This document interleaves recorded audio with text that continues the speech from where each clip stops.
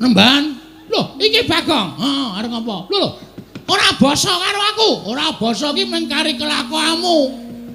Nek kelakuanmu apik, kowe tak basani. Nek kelakuanmu elek, ora sudi aku mbasani kowe.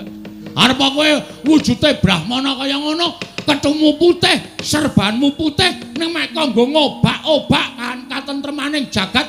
Nggo ngopo aku basa karo kowe? Oh, ora iki tenanan iki. Yen ngono kowe arep belani karo bapakmu, mesti iki bapakku kowe. Iki, sirah iku ada iki. Kurang ajar ora. Iki bapakku padake. Bapakku iki sing paling tak tresnani. Aku wis karo simboke ora patek tresna. Lho, sebabe apa? Arep tak pek ora gelem. Oh, cah edan ora. Semar kok entuk widodari iki widodarine lamur apa ya? Kok nganti gelem karo Semar. Yen ngono kowe arep wangi karo bapakmu, mesti tae wangi. Yen ngono kowe wani karo Begawan Durna, biyen wani saiki wani. Ucapmu kuwi lho Mbah sing kudu ditata. Sampeyan rene arep ngopo? Boyong bapakmu. Ah nek boyong ya perkarane karo Semar wae. Semar, nek kowe ora gelem tak boyong, kowe tak ruda paripeksa. Cukup. Rasa mlembar tekan kono-kono. Andane ora usah tekan kono-kono. Nek kowe arep duwe masalah karo Semar wae. Ning masalahmu saiki ora karo Semar. Kowe nyumbari wong Karang Kadempel. Karang Kadempel tak bumi angus. Lah iki masalahe nang kene iki. Iki ngembet kawula sak Karang Kadempel. Nek kowe arep bumi angus Karang Kadempel mungsuhe ora karo Semar. Ning iki ketua pemuda Karang Kadempel. Ling lantik dek kapan ora mangkat kok. Oh iya, Pak. Ketua pemuda. Mula sapa sing arep ngobak-obak katentremaning Karang Kadempel? Aku sing ora trima.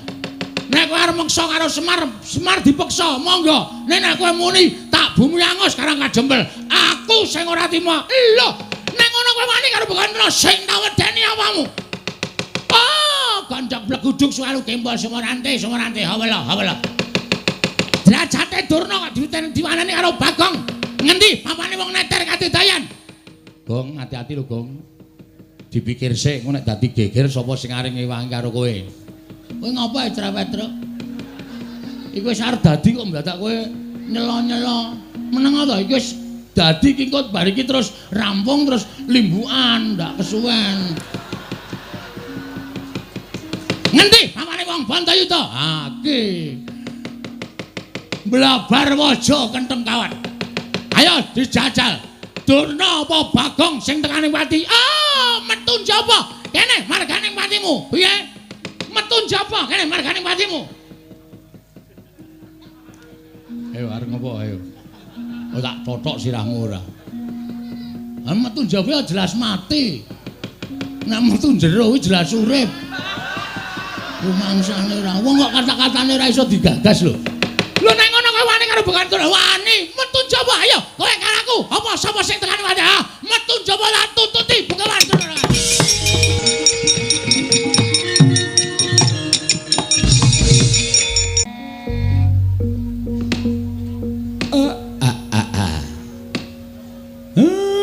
Iki kok malah saya akeh priyagung sing rawuh ning Karang Kadempel. Mboten mangling Penemban Durna.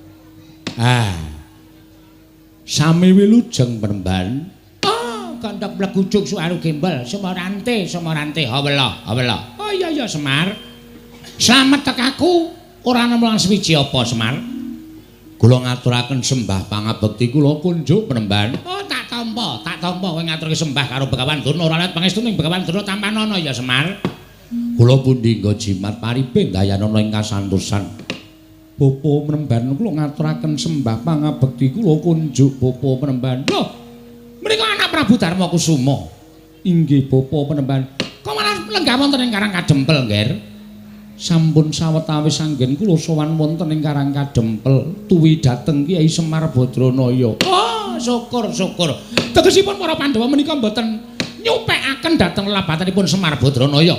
Mboten nyupekaken dhateng lelabetanipun Kakang Semar inggih menika pun pamonging para Pandhawa. Syukur menika wajib dipun tiru. Menika wajib dipun contoh. Kula ngaturaken sembah Bapa Penemban. Oh nggih kula tampi, kula tampi. Dawah sami-sami nggih. Anak Prabu Darma Kusuma. Nuwun sewu Penemban. Kula ngaturaken karaharjan rawuhipun Bapa Durna. Lho, anak Prabu Darawati nggih lenggah wonten mriki. Inggih Bapa Penemban. Oh nggih syukur nggih. Pinayunganing kawidatane ring sambi kula sowanipun ing Bapa. Kula ngaturaken salam taklim kula kantur ngersanipun anak Prabu Darawati. Kula pun dinggo jimat paripin dayana ing kasantosan. Sinten ing kepareng nderekaken Penemban. Oh, kula ijen kemawon kok nggih piyambak kemawon. Dipun sekecaken lenggahipun. Oh, inggih sampun boten kirang prayogi. Bapa Durna katuran karaharjan. Lho, menika manah anak Prabu Baladewa ugi lenggah wonten ing mriki. Nderekaken Yayi Prabu Darawati, Bapa Penemban. Oh, syukur nggih, syukur. Katuran karaharjan rawuhipun. Wilujeng nering sambikala. Sowan kula wonten ing Karang Kadempel. Salam laklim kula katur nggih anak Prabu Mandura. Sampun kula tampi Bapa Penemban Durna dipun sekecaken lenggahipun. Oh inggih sampun boten kirang prayogi. Wah. Durna bapakku aku ngaturake sembahku katur. Anak lanang aning-aning dita bocah mursid isa mikul dhuwur mendem jero karo wong tuwa Werkudara tak tampa ya nang. Pangestune bapak tampanana ya ngger cah bagus. Yo tak gegem dadiake jimat prayogakno nggonmu lenggah. Wis ora kurang prayoga Werkudara. Bapa Penemban kula ngaturaken sembah pangabekti kula kunjuk. Bapa Penemban ngemputra pun Arjuna. Janaka Permadi tak tampa pangestune bapak tampanana ya Permadi. Kula pun dinggo jimat paripin dayanana ing kasantosan. Dipun sekecaken anggenipun lenggah. Oh iya Permadi kaya wis ora kurang kepenak. Nala Gareng Petruk Bagong Penemban Durna rawuh ngaturna bekti. Ayo kowe reng sing tuwa. Urut Penemban Durna kula ngaturaken bekti kula kunjuk. Nala Gareng tak tampa. Pangestune Begawan Durna tampanana ya Nala Gareng. Nggih, kula pun dinggo jimat dayanana ing kasantosan. Wah, lah kok saya kuru kowe. Inggih pangestunipun nggih kaonanipun kaya ngeten. Ora kena penyakit apa-apa ta kowe? Mboten Penemban. Syukur sing penting sehat ya Nala Gareng. Nggih. Waras lahir batin. Kuwi sing apik. Kokean bondo duwe derajat pangkat nek ora sehat nggo kabrak apa ya ta? Nggih. Penemban kula ngaturaken bekti kula kunjuk. Petruk kantong bolong tak tampa. Pangestuku tampanana ya Petruk. Kula pun dinggo jimat paripin dayanana ing kasantosan. Dipun prayogakaken nggih Penemban. Oh iya Petruk tak tampa. Wis ora kurang prayoga praptaku ning Karang Kadempel. Gong, ngaturke sembah le. Hah? Ngaturke sembah. Sapa? Penemban Durna. Penemban Durna. Konding Penemban Durna kula ngaturaken sembah pangabekti kula kunjuk nggih Penemban. Oh iya Bagong. Kowe nang endi iki? Wonten mriki.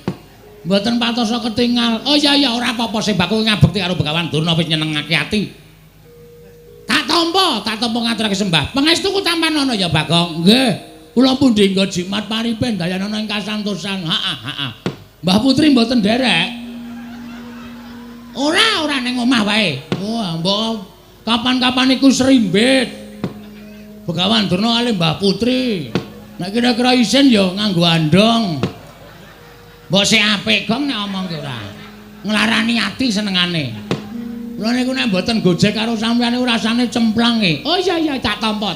Ning ora ndek niat ngina karo aku kok mboten. Sampeyan pendhita kula mung batur kok. Prayogakaken lenggahipun nggih Penemban. Oh iya wis ora kurang kepenak. Ajeng ngunjuk napa? Lho. Apa kowe kuat nyuguh Begawan Durna? Walah padhake cah tipis. Ngersake napa riki niki wonten napa-napa wonten teh? Napa kopi? Napa wedang uwuh? Wedang uwuh kuwi sing aku urung ngicipi. Nggih sik tak nyapu sik. Lho, kok dadak nyapu nglumpukke uwuh sik. Wah, jengkolmu mlacat ora. Wis sanane. Nggih, matur nuwun. Teh mawon nggih. Wis teh ya apik.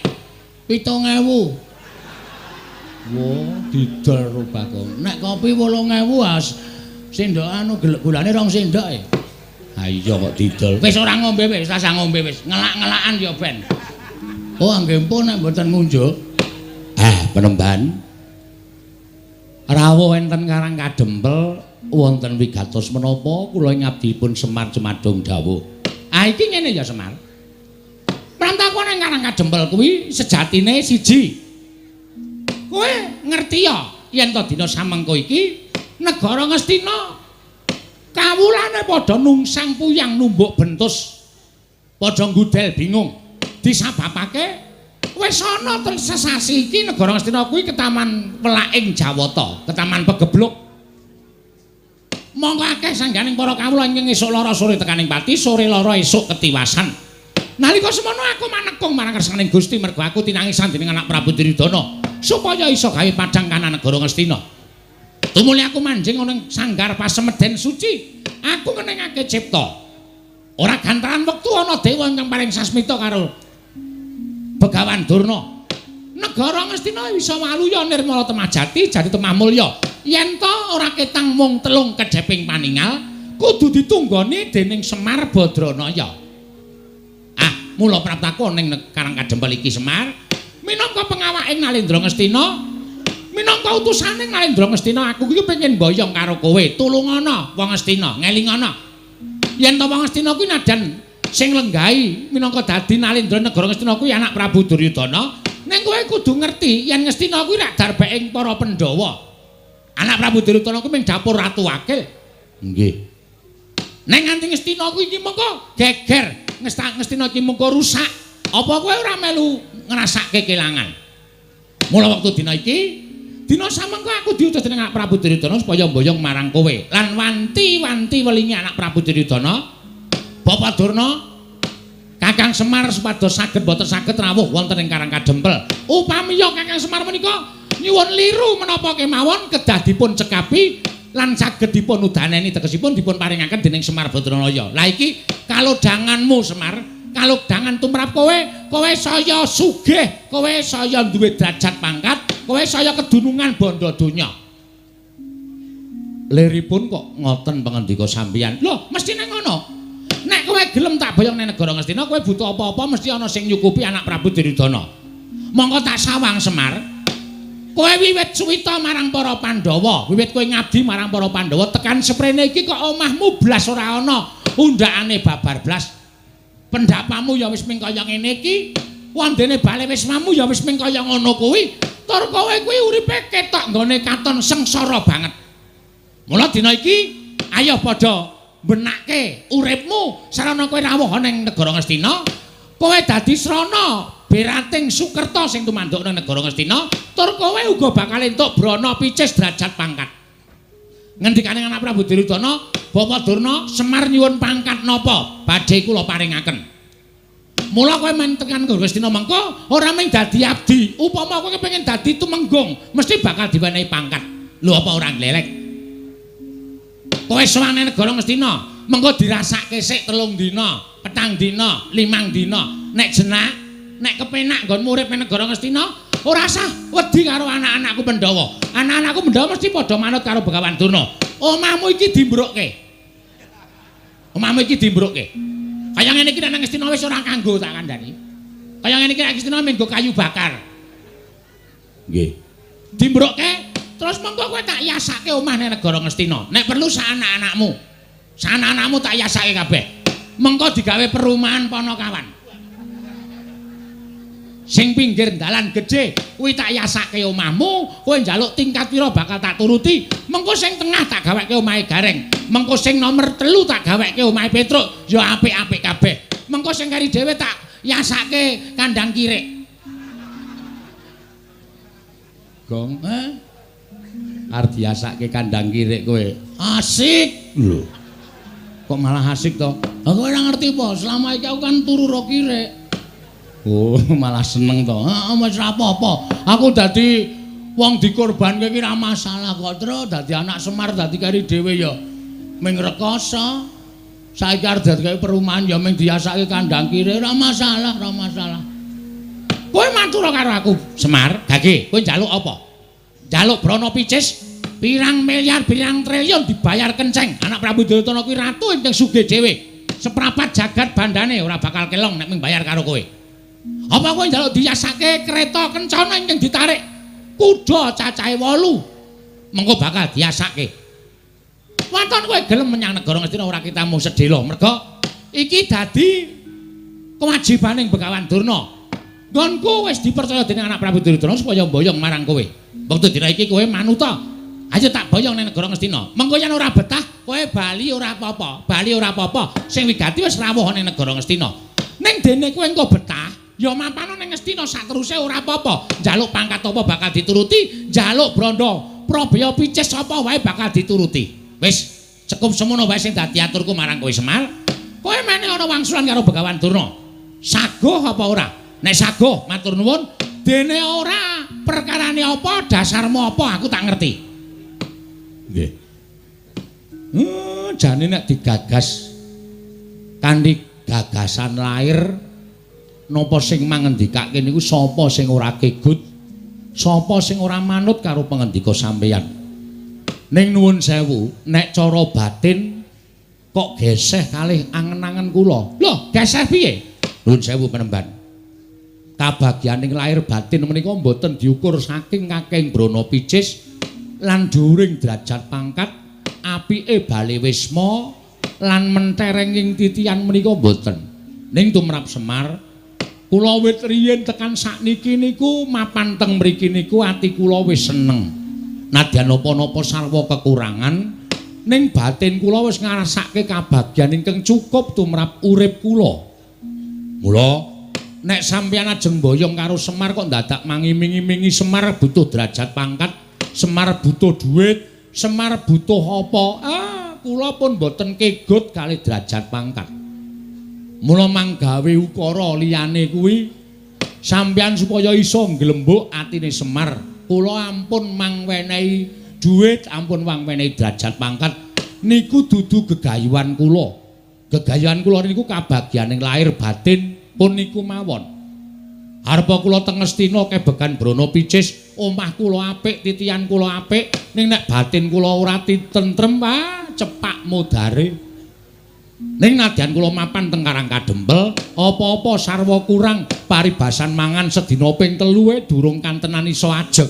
Ning nek ati kula seneng, wong seneng atine niku nyurung dateng kebagas kewarasan awake. Mula kula nyuwun pangapunten nek sampeyan pamer perkara Brana Picis, kula ora iso kegut Panembahan, nyuwun pangapunten. Lah terus kowe njaluk apa? Aku tak takon karo kowe. Kowe njaluk apa?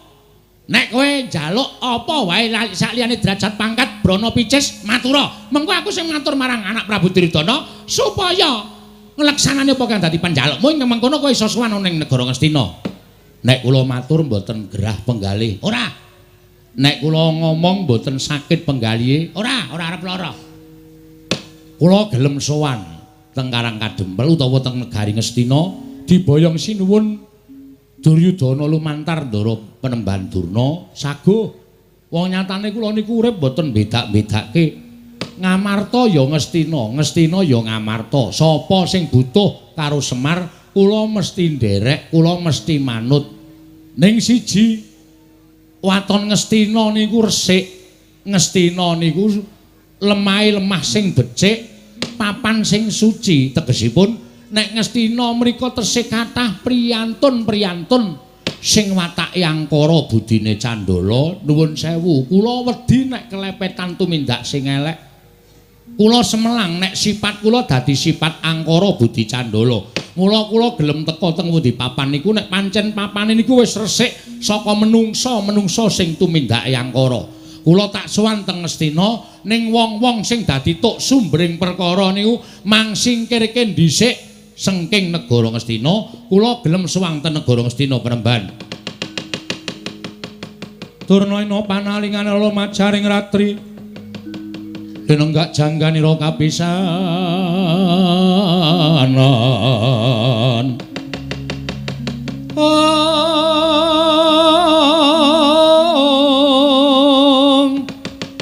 Aneng prang Bratayuda mastaka kabuncang mungging wana. Mastaka kabuncang mungging wana ing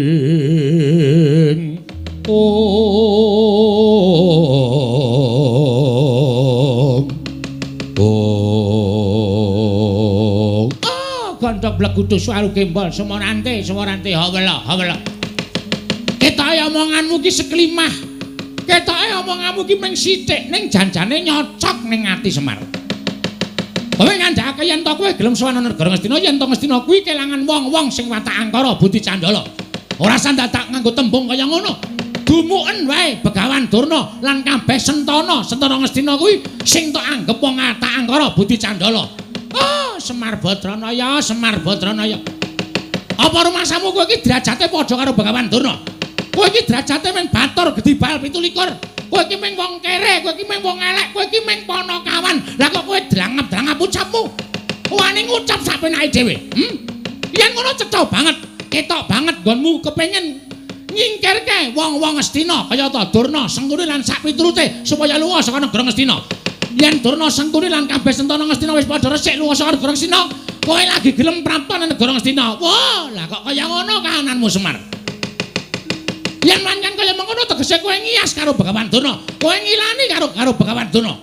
Yen nganti aku ora kelakon boyong marang kowe, apa kelakon aku sowan nang istane anak Prabu Duryudana bakal dilukanan dening anak Prabu Ngastina.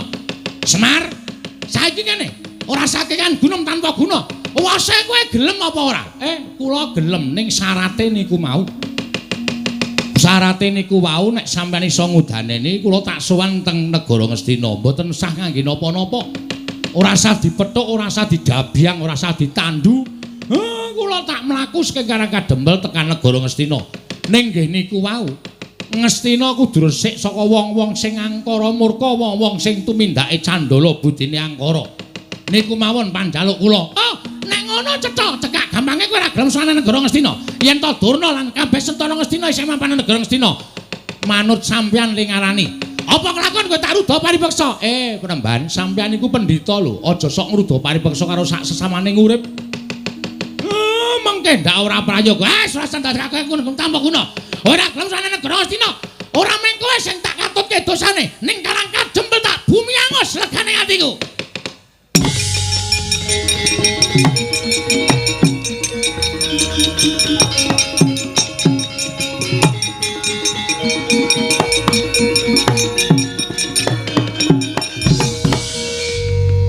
Bagong kowe arep ngopo?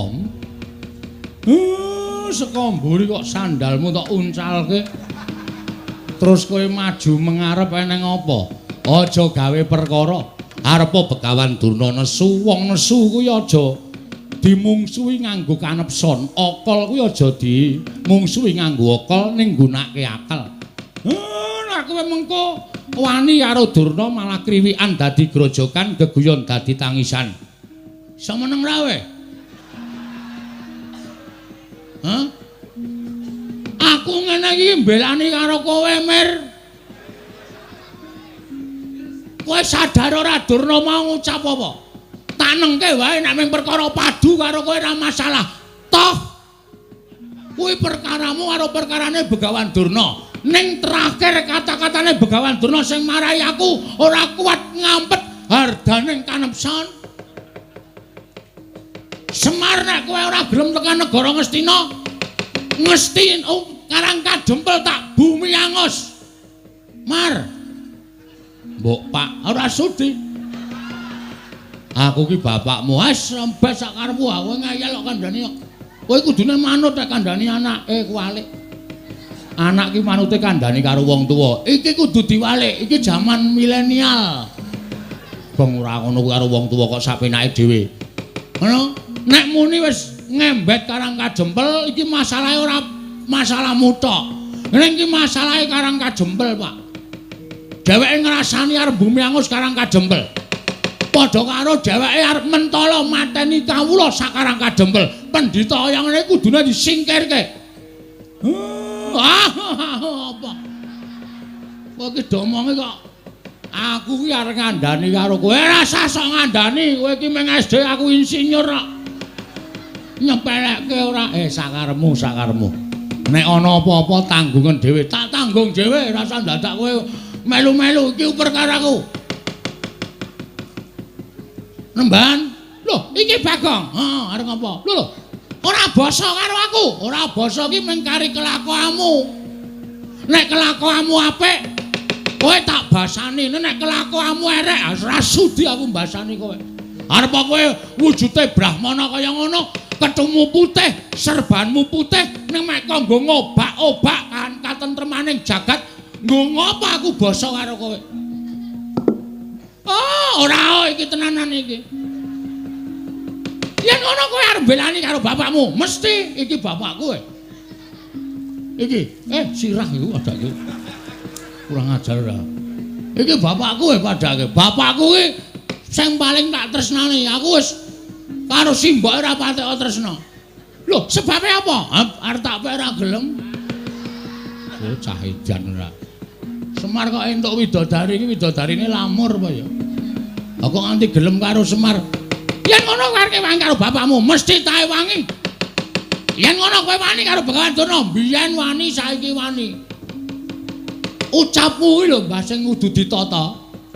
Sampeyan rene arep ngopo? Boyong bapakmu. Ah nek boyong ya perkarane karo Semar wae. Semar, nek kowe ora gelem tak boyong, kowe tak rudha paripeksa. Cukup. Rasa mlembar tekan kono-kono. Andane ora usah tekan kono-kono. Nek kowe arep duwe masalah karo Semar wae. Ning masalahmu saiki ora karo Semar. Kowe nyumbari wong Karang Kadempel. Karang Kadempel tak bumi angus. Lah iki masalahe nang kene iki. Iki ngembet kawula sak Karang Kadempel. Nek kowe arep bumi angus Karang Kadempel mungsuhe ora karo Semar. Ning iki ketua pemuda Karang Kadempel. Ling lantik cek kapan ora mangkat kok. Oh iya po, ketua pemuda. Mula sapa sing arep ngobak-obak katentremaning Karang Kadempel? Aku sing ora trima.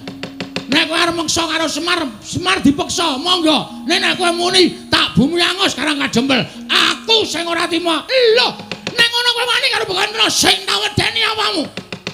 Oh, kandak bleguduk suaru kembal Semarante, hawala. Derajate Durna kok diwanani karo Bagong. Ngendi papane wong neter katidayan? Gong, hati-hati lho, Gong. Dipikir sik engko nek dadi geger sapa sing arep ngewangi karo kowe. Kowe ngopo cerewet, Truk? Iku wis arep dadi kok mendadak kowe nyelo-nyelo. Meneng to iki wis dadi kingkut bar iki terus rampung terus limbukan, ndak kesuwen. Ngendi papane wong Bantayuda? Ha iki. Blabar waja kenteng kawat. Ayo dijajal.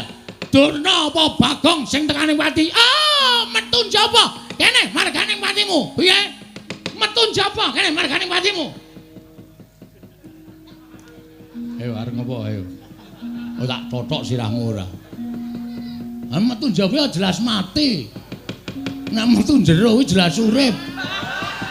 Rumangsane ora. Wong kok kata-katane ora iso digagas lho.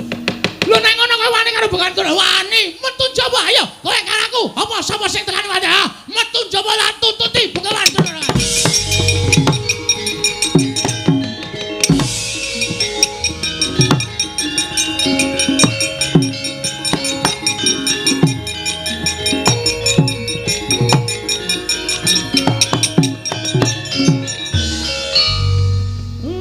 Tantang-tantangan Durna wis metu kok kowe malah mbegogok. Ora Bagong lah kok kowe iki nantang Begawan Durna. Durnane wis metu kok kowe isih nang kene. Aku lho mung nantang tok e. Lho, lah sing temandang sapa? Ha ya mbok. Caitan to kae senengane. Masalah to sing arep temandang sapa? Truk. Kowe iki ora luwih gagas saka aku to? Heeh. Lah ngopo kowe iki ora gelem temandang? Lah aku ora nantang kok. Sing nantangke aku. Sing temandang kowe. Wah, Bagong. Nun. Apa wis tok pikir kowe wani karo Durna bapakku? Wis, anumpun. Kowe ngerti Durna iki sapa? Pendhita saka 5. Dudu kuwi. Durna karo aku iki pernah apa? Murid karo guru. Aku nganggep Durna bapakku kuwi kaya apa? Kaya bapak dhewe. Ana apa kowe wani karo Durna padha karo wani karo Werkudara? Sing kebangetan iki sampean. Sampeyan kok gelem dadi anake Durna? Wis tak takon, rupane Durna kaya ngono kok anak-anak kaya sampean baguse ra jamak-jamak. Wong semanten iki mboten percaya. Durna sing menehi banyu suci Perwitasari. Salah. Salah. Sampeyan niku jane mbiyen dijlomprongke karo Begawan Durna kon jegur segara. Jane sampeyan niku mung dikrenah patine ning merga sampeyan niku percaya karo Durna nganti entuk banyu suci Perwitasari. Durna ora dadi jalaran sampeyan entuk banyu suci Perwitasari. Oh. Kok ngono kok Durna bapakku. Bapak saka ngendi? Kowe tak anggap bapakku. Salah sampeyan niku kleru. Sing maringi banyu suci Perwitasari niku Sang Ruci Bathara, ya Sang Dewa Ruci, dudu kok Durna. Ning Durna duduke ning tengah segara. Niku jane niate ora nduduke banyu suci, mateni sampeyan, men sampeyan ngrekoso teng tengah segara sing aja-aja patih sengkuni. Kok kowe ngerti? Aku domongi dalange kok. Ngeyel ora. Kula ngerti le rembugan teng jero kotak. Sampeyan ra krungu, sampeyan teng dhuwur dhewe kok. Kula teng isor jejer do teng glenik nika. Bagong kene omong waton jeblak cangkeme. Cangkemmu kowe. Lho. Wah, edan iki malah dunake cangkemmu lho. Kok Prabu Bagong niku nek ngenten iki mboten sah disaruwe. Wong piyambake niku watake kaya ngono. Wah, ning titenono. Titene apa? Nek nganti kowe wani karo Durna bapakku, mung suwe dudu sapa-sapa ning Werkudara. Lho, aku salin bubukan piye? Aku nantange karo Durna kok mung suwe sampeyan. Mergo kae bapakku. Kowe lah domongi ngayal. Nika niku dudu bapak sampeyan. Bapak sampeyan niku Prabu Pandu Pramuka. Pandu Dewayana. Pandu Dewayana. Pun teng swarga mrika, aja sok ganti-ganti bapak. Apa Dewi Kunti gelem jodoke Durna? Wah, cangkemmu. Mrene gecek ndasmu modar. Gong, wis Gong. Dadi masalah lho. Wong kok arep menange dhewe. Anggere kalah kata-kata kok rene gecek. Apa kowe? Aku ya kalah nek digecek ya, Tru. Aku mung cilik kono gedhe kok. Coba aku iso gedhe. Gecek genti. Wah, Edan. Edan wae wis ngerti iki Bagong Edan. Bagong Edan wis suwe. Ampun jajal gedhe, Gong. Engko. Sik yaene. Anggere esuk kae gedhe dhewe aku. Koyo ampun Den, niki anak kula. Tur nek kula gagas nggih Durna niku ya kleru. Sampeyan ampun belani wong kleru. Kandhani Mir. Sapenake dhewe ora. Apa-apa akor diklerokke. Nek mboyong Semar, mboyong ora apa-apa. Ning nek sampeyan minangka dadi putra bumi Karangkajempel, lahir teng Karangkajempel, nek ana wong ngrasani Karangkajempel tak bumi angus, sapa sing ora merkitik? Niki bumi wutah getih kowe arep dienggo macem-macem. Werkudara, apa? Tak pikir-pikir bener Bagong. Yen kowe mbelani Durna tegese kowe kleru. Arep kuwi gurumu. Ning Durna pancen luput ngene ngucapake. Nggone bakal gawe bumi angus Karangkajempel. Sapa sing ora merkitik yen to dilairake ning Karangkajempel, urip ning Karangkajempel, seger ngombe banyu Karangkajempel, wareg mangan wulu wetu Karangkajempel. Kok bumi kelairane arep di bumi angus karo wong liya kuwi tegese wong sing ora merkitik atine, ora lara atine, tegese ora tresna karo bumi kelairane. Wah, rungokke kowe. Oh, apa-apa kok Durna bapakku arep tak belani. Mbok Ndara Janaka wae ora ngendika apa-apa kok. Padahal Ndara Janaka diparingi pusaka karo Durna pirang-pirang. Nggih to, Den? Iya. Sampeyan diparingi ali-ali ampal nggih to? Iya. Ora nesu kok kono mung entuk banyu suci Perwitasari wae. Sapa wani Durna tak idak? Kanjur arep gleleng. Mbok didak njajal. Aku didak Semar nesu ya, Pak ya. Mbuh. Lho. Wis iki ora ana sing komplot babar blas iki. Aku ki jenan tenan, Truk. Ya ora apa-apa ya. Kowe marahi kok rumangsane. Den, napa sing dikandhake anak kula niku bener. Napa sing dikandhake anak kula niku landhesan bebener. Mula sampeyan ampun nganti pisan-pisan sampeyan nyalahke Bagong. Bagong niku mbelani bapakne, mbelani bumi kelairane. Nek enten apa-napa Bagong ya melu ngrasake nek Karang Kadempel nganti di bumi angus tenan karo Durna. Napa sampean ora mesake kawula sak Karang Kadempel? Napa sampean mboten prihatin nimulpi Karang Kadempel diosak asik karo Begawan Durna? Werkudara. Nggih. Apa sing dikandikake dening Kyai Semar mau bener? Lah, kandhani ngeyel. Apa sing dikandhake karo Kakang Semar mau bener? Mula aja tok belani karo Durna. Wah, yo. Ya piye? Ya wis, aku manut. Ning janji ana sing njatosi Durna bapakku aja takon dosa, tetep dadi mungsuhe Werkudara. Piye, Kang? Sapa sing njatosi Durna dadi mungsuhe Werkudara? Nglimpe to. Durna bingkem, heeh. Seret nang nggon sepi tutuki pukul besi sirahe. Kaya anarkis banget ya, man gemes aku. Endi arep ketekan Durna kok mesti geger, endi arep ketekan Durna mesti kisruh. Rumangsaku ora. Lah kae piye Begawan Durna wis metu ning jaba. Sapa sing arep nandingi? Rawe rantas marang tak putunge, Pak. Wen pokoke hati-hati.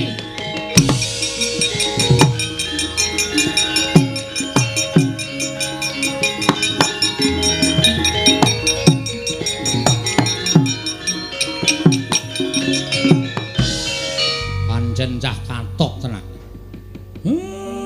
Ora wedi karo sapa-sapa. Nek wis duwe niat mbelani karo bumi kelairane kok ora nyawang mungsuhe sapa kok nekate ra jamak-jamak. Ya mung gumunku kuwi nala garing karo Petruk sing luwih sentosa luwih tuwa kok ora duwe pikiran sing kaya ngono. Nyang ndak seneni.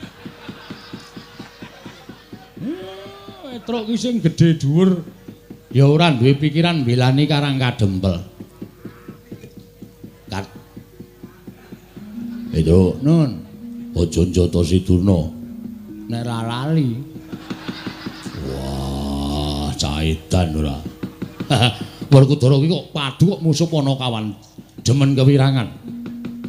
Yayaji menawi ngaten samangke menawi sampun dipun aturaken Kyai Nayantaka sampun ndara dasih tegesipun kados pundi Koko Prabu. Tegesipun menawi Pandhawa nggayuh kanugrahan sakmangke pacobanipun ugi sampun cumepak ketitik Begawan Durna ingkang sampun sowan wonten ing Karang Kadempel wigatosipun badhe mboyong dhateng Kyai Semar. Monggo menawi Kyai Semar sakmangke tedhak dhateng negari Ngastina tan wurunga menawa paduka supe dhateng watak wantu ning Kurawa. Ingkang namung badhe damel geger kawontenan negari utawi kawontenanipun Kyai Semar Badranaya. Inggih Koko Prabu menawi ngaten lajeng paringipun Werkudara. Nggih. Nadyan kowe ora tumandang ning tak jaluk Yayi. Ewang-ewang ana Panakawan ya. Wah, apa aku kudu mungsuh Durna bapakku? Ora perkara kuwi. Ning anak-anakmu kabeh dawana supaya nrenggalangi balane Durna, mbuh Kurawa, mbuh sapa sing bakal tekan Karang Kadempel. Yo, ngestoke dawuh.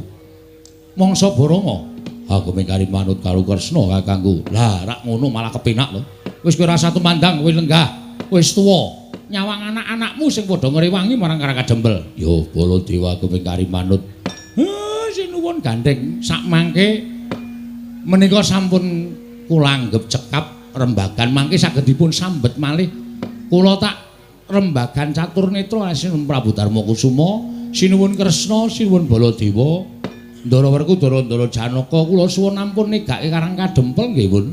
Iya, Kakang Semar mengko aku yang bakal njogo Karang Kadempel. Yo, Semar aja kuwatir. Aku yang bakal mulatake marang Karang Kadempel. Yo, Semar. Aku yang bakal njogo Karang Kadempel. Kakang Semar aku yang bakal gawe tentreming Karang Kadempel.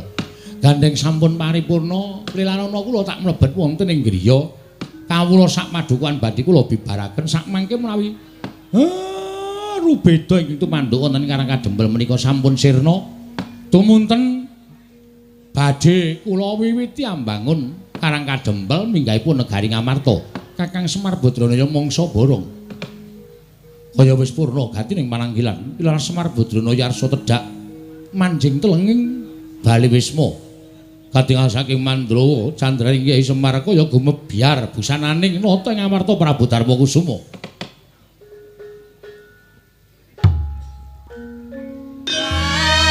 Tinggal paripurna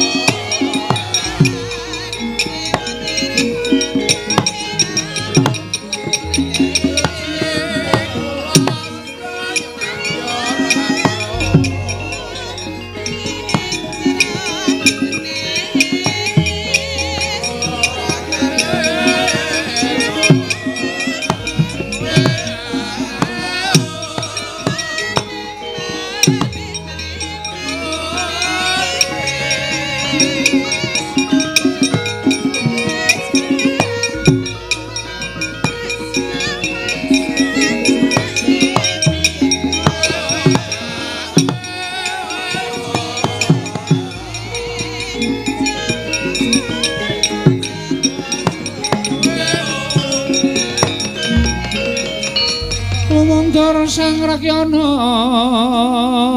pateh ndanging Prawadyabala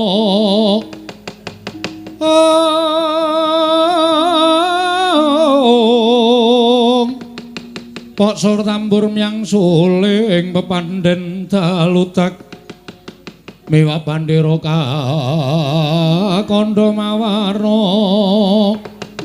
Pindha Jala Driyana Sri Kawuryan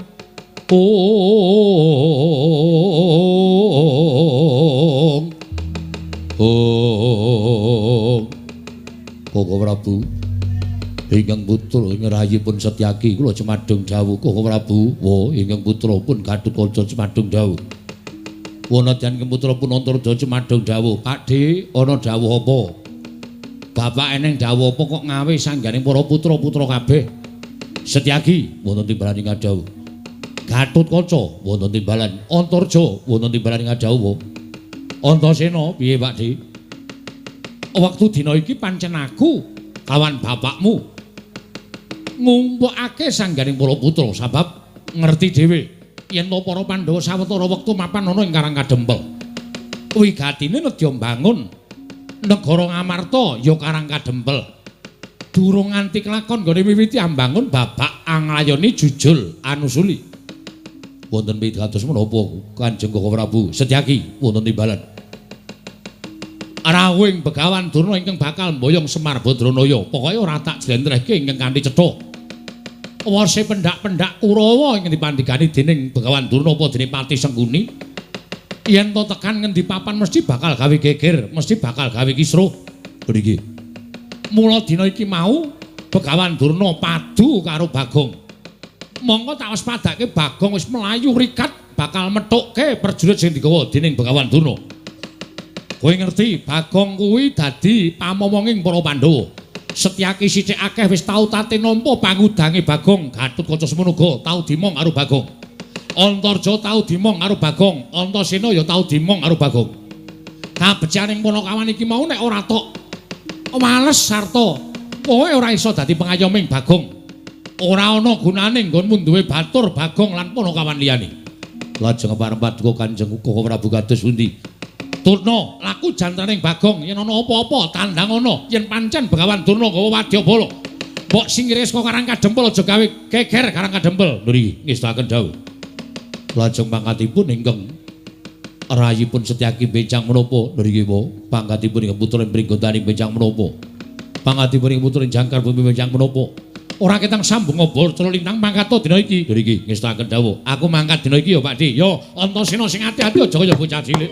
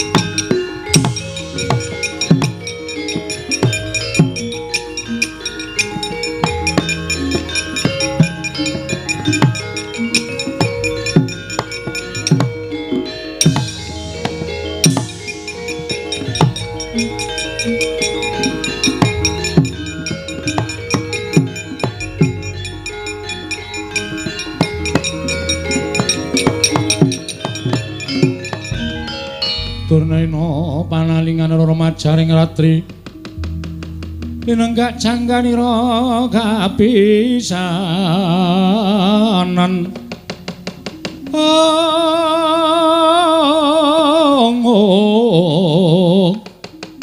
aneng prang Bratayuda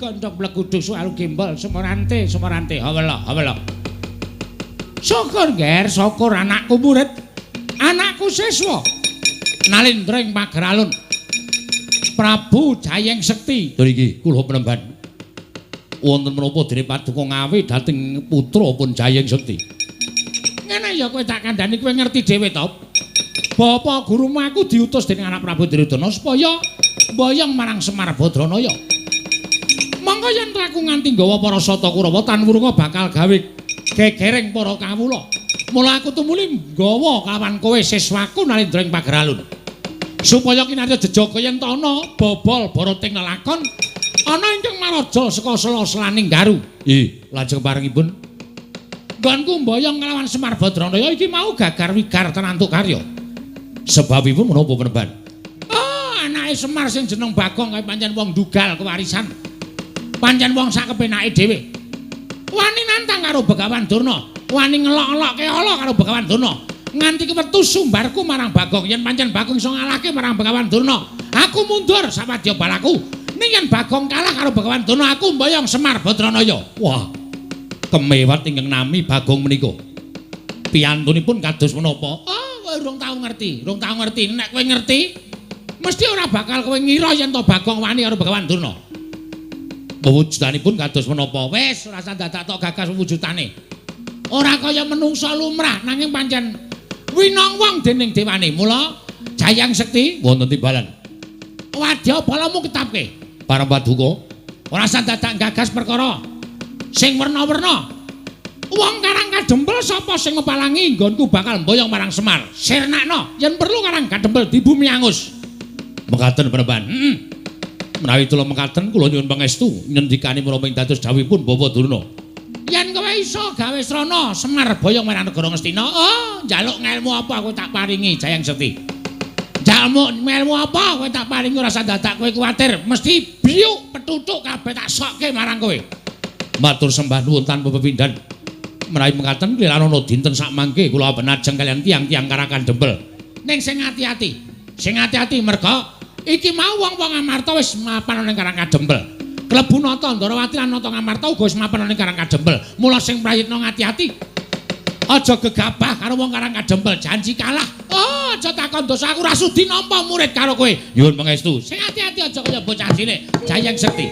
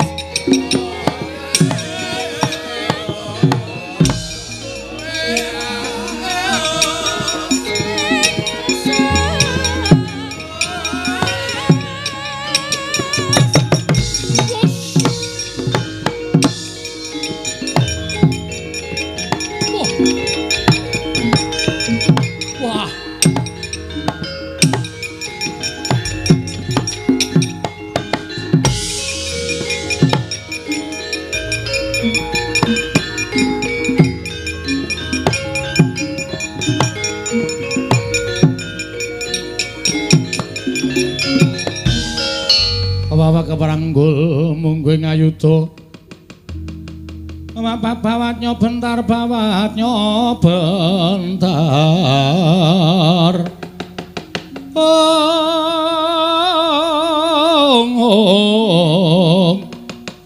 kebabaknya mungguh ngayuda Balaga. Oh, waladal. Kaget aku. Awan-awan tak kira ning demit jedul. Iki sapa iki? Matane kok gedene Rajamak kaya nduk diceplok. Tru. Rene yo. Ngapa to? Jebul Durna ora nggawa Kurawa, Tru. Sajake iki murite Durna. Durna ya ora mung kok nggawa Kurawa, nek ora nggawa Kurawa mesti nggawa murite. Wah, lah kok iki kok awake keker kaya ngene. Ha terus? Piye iki sapa sing arep mungsuh iki?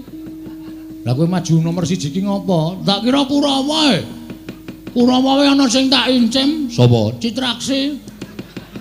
Lah ora Citraksi ya Durmagati sing nganteng-nganteng. Ha iki kok wah wis tatone gambar jangkar nggon lengen. Gentro iki to. Yes men. Nek wani-wani nek ora rasa wani men ditandangi karo para putra-putra Pandhawa. Nek nganti aku mundur isin. Nah, wis men tak lakonane, Tru. mun nek kalah Wong menang wong perang hitunge ming loro, menang apa kalah? Menang kondang, kalah wis modar ya tak lakonane. anakmu cilik-cilik lho, Gong. Kowe iki ora ngisru-ngisru pikiran to? Cilik ya men. Ana mbokne kok. Bapakne mati ra sik nyusoni mbokne. Lah iya ning apa ora mesake sing ragat sapa? Ha kowe iki padene ngopo? Nek aku mati kok ndek tanggungan gula mentah anakku. Nek kowe mati aku ndek tanggungan gula mentah anakmu. Ngono kuwi tegese gotong royong antarane anake Semar malah. Wis tenang ora usah pedhi, ora usah mikir tak lakonane. Urip ya ming doyak-oyak mendring kowe kok. Mbok ya wis anggere esuk 2000, awan 2000. Borose ora jamak-jamak. Saking dene kowe kok Gong. Lah piteno nek wong ra duwe aku ciduk tak kredit kok. Men ciduke kok dikredit. Ora iki sapa kok dememeng wae sapa kowe? Takoni orang aku malah omong-omongan karo kancane. Takon ya aku. Yo, dasar Waranyata. Putra Jodipati, Gong. Rasane aneh. Iki ngedapke mungsuh. Ngedonke mungsuh ngene iki. Putra Jodipati arep Antasena. Ndara Antasena ana nek nganti konangan malah kowe diajar Ndara Antasena. Eneng apa? Ya eneng. Antarja. Antarja ya ana. Gatotkaca ya eneng. Aku dudu putra Jodipati. Lho. Iki molak-malik iki piye? Senopati Ndarawati. Ndara Sencaki ya ana. Alah sing ora ana sapa? Aku putra Madukara. Wah nek anak Madukara iki pirang-pirang. Ndara Abimanyu ora? Ora ana. Oke, tak ngaku lho. Satria ing Tanjung Anom Raden Abimanyu. Wah. Abimanyu. Aku wis tau ngerti nadyan liwat gambar. Abimanyu iki dapure ora kaya kowe. Aduh, ya wis ganti. Jeneng kok gonta-ganti ora, Ndeng, aku bature. Aku Bagong. Iki sing kandhake Begawan Durna mau. Durna muni piye? Jarene nggone bakal mboyong karo Semar Badranaya di wangsuli karo anake Semar sing ragil jenenge Bagong. Wah, kowe to Bagong. Dasar kewarata. Piye gleleng ora? Iki Bagong. Sing mburi sapa? Iki kakangku, Petruk. Kakangku meneh cilik jenenge Gareng. Telu kuwi ra iso disangga entheng. Kowe sapa? Aku keseting Sang Prabu Jayeng Sekti saka ing Pagralun. Lho, Jayeng Sekti iki sapa meneh, Truk? Mbuh. Mesti seswane Durna kuwi. Heeh, mestine. Kowe anak buahe Jayeng Sekti. Yo, dasar Waranyata. Jenengmu sapa? Sumbang Surajigja. Wah, cah pelit. Lho. Cah pelit piye? Sumbang Surajigja ora nyumbang ora apa-apa. Duapure Bagong ora. Areng apa kowe? Goleki sing jeneng Bagong sing nantang karo Begawan Durna. Kowe mepalangi Begawan Durna ngene mboyong karo Semar Badranaya. Apa wis kandel kulitmu wis 100 balungmu? Ya urung, aku urung atos. Balungku urung kandel kulitmu sing penting wong gelut ki hitungane ming wani kok, Mas. Aku wani, kowe wani rampung ngono rasa dadak ngetes 100 balungku apa kulit-kulitku rasah kesuwen. Kowe wani, aku wani. Lho, kowe wani karo aku sing tak wedeni apamu? Minggir to, minggir to. Ya. Mun ndak kedupak aku. Oh ya. Wes aku wis pencak medeni lho. Wani, Sing tak wedeni apamu? Ora minggat suarep aku.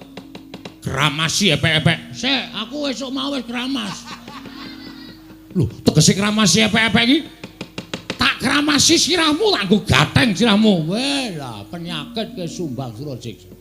Ora ngerti kridane Bagong. Rung tau weruh kridane Bagong. Bagong ki sapa? Aku ki anak Semar. Semar ki sapa? Semar ki dewa Ngejawantah. Kae Sang Hyang Ismanta. Ismaya, Ismaya. Ismanta apa Ismaya? Ismaya. Ismanta itu tukang cukur ya, Tru? Heeh. Ismaya. Ismaya kae kakangne Bathara Guru. Semar ki menehi aku Aji Jaya Kawijayan tinatah mendhat Jenderal Mender. Ning Semar weling karo Bagong. Kowe tak newehi kekuatan tak nehi Aji Jaya Kawijayan, Gong. Ning aja tok nggo sewiyah-wiyah.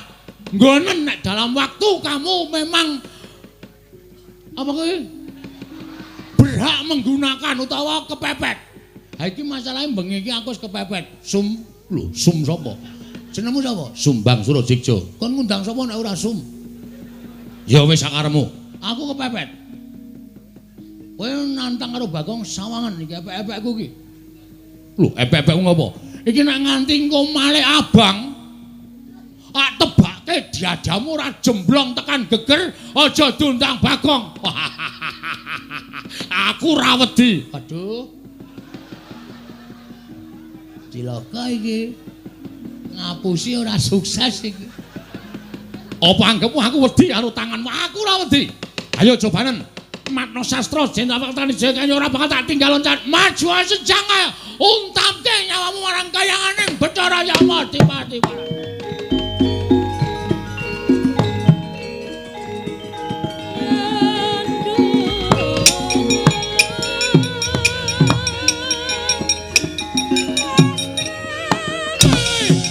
Biar kowe. Wes, wedan.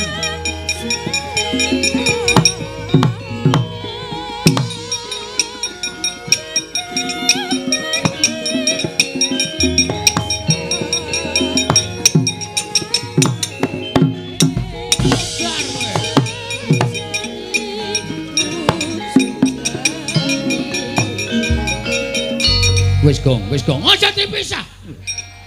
Ora usah sok gaya ta, kuwi sengit. Kowe iki wis diajar, kowe iki nendang sikile cupet kok nendang diantem bola-bali saka kono ndasmi suarane mak klothak ngono lho. Aku kuwatir nek kowe gagar otak. Ora aja dipisah, Tru. Ora usah aleman. Iki ana nderek Sencaki. Sapa? Ndoro Sencaki. Ana apa wonge? Ana. Piye Bagong? Menjoto ronggon. Menjutu ronggon ya Niki pun mlentrong loro niki. Diantil karo anak buah Durna jenenge Sumbang Surajiksa. Niki lho tak tandangane. Mbok ngono. Ora mung do wedangan wae. Kene nyambut gawe piyai-piyai do lenggan. Mangkat. Yo Bagong. Ah ngono. Serang. Yo.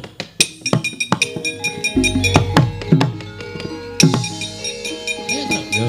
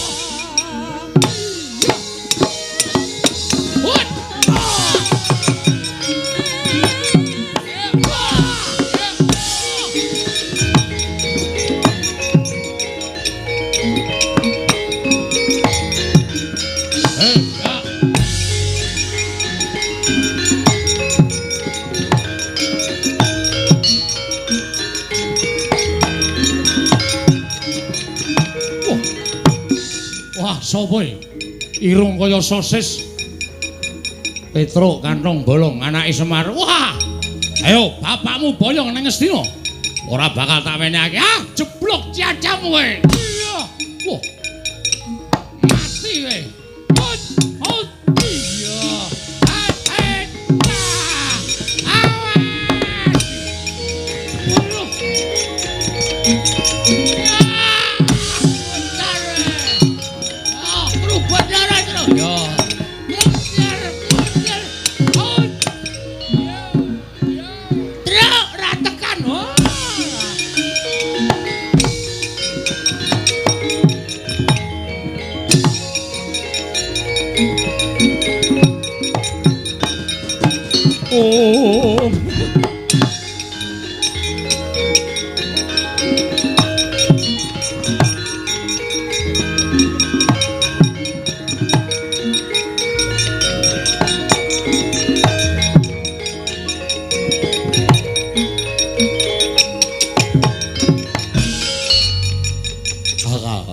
Kenapa kaya Kata kenapa sila tu Kata apa kecil ke mana tu Itu non mungsuhmu Lah pripun Rede Akadik Bagilah sama ini apa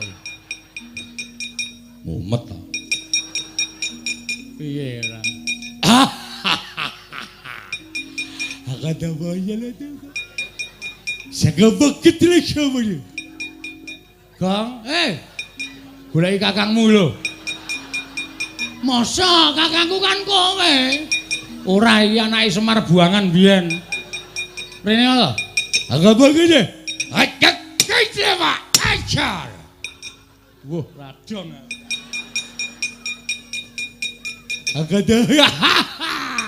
Agak jagale. Aku betul di sini. Agak kecewa juga selek kata. Kowe dong boleh. Ora. Aku iso ngomong meneng wae lho ngerti wangsuli lak beres. Ada. Agak kaku le do. Agak do. Agak piye?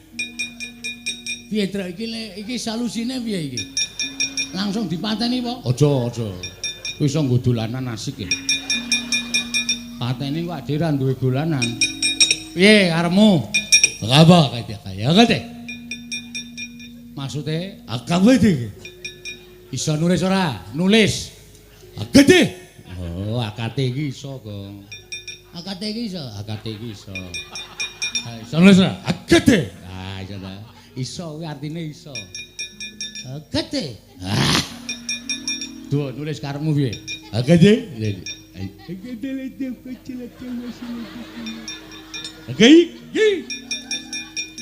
Oh alah, jenengmu sapa? Hello. Oh iya, aku Petruk. Aku. Retukan keselaka kelupa. Kerupuk dengkulmu melocot ya. Petruk, kada. Akade aja lah kata ya. Akade. Aku betul akade. Tulis. Akade begini. Iya. Aku Bagong. Aku lama Bagong. Rada jelas ae, rada jelas. Sirmu aku baca sawala kata kebaya kata wis sebari tile bagai. Puyer apa, Tru? Ora. Ora isih kuat aku isih kuat. Apa sing gedhe kemene deleng apa jene? Tulis aja buku di mana. Oh, akeh banget. Heeh. Ngerti dek ini. Heeh. Agak ada bae. Agak ada bae. Ada kabeh gede. Agak ada bae gede. Gede kabeh cekik. Mongko ngono do dienggo dolanan. Sakake ya kok. Heeh. Wah, pesone apik iki, Tru. Heeh. Aja dijukuk kuwi nggone wong mati kuwalat. Wong mati ki ora krasa apa-apa kok kuwalat. Jukuk iso nggo mbleh wedhus. Lah iya. Baja putih. Heeh. Jarike bathik, Tru. Aja to, Gong, iki ora malingan ngono to. Ora apa-apa wong mati ki ora krasa kok. Copot jarike. Waduh, klambine iki iso nggo jaket nek turu, Tru. Ah iya wis. Wis lumayan entuk-entukan. Ben copot nggo cilikke.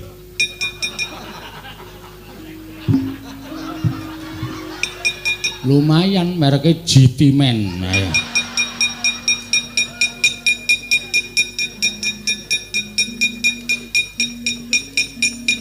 Wedan mlendis ora diturai apa-apa. Oh, can bocah-bocahane do. Wah, ketruk bangeten e. Awitene aku mengentuk kuwi kok. Ki wangune ratune nggawa mbako. Apa? Kuwi mutah kuwi. Oh. Tak jukuke Pak Tru dilinting. Gah. Kena disumet cepete ra jamak-jamak. Brongo cangkemmu mesti. Ayo sapa sing arep ganggu karo kacamata kaya.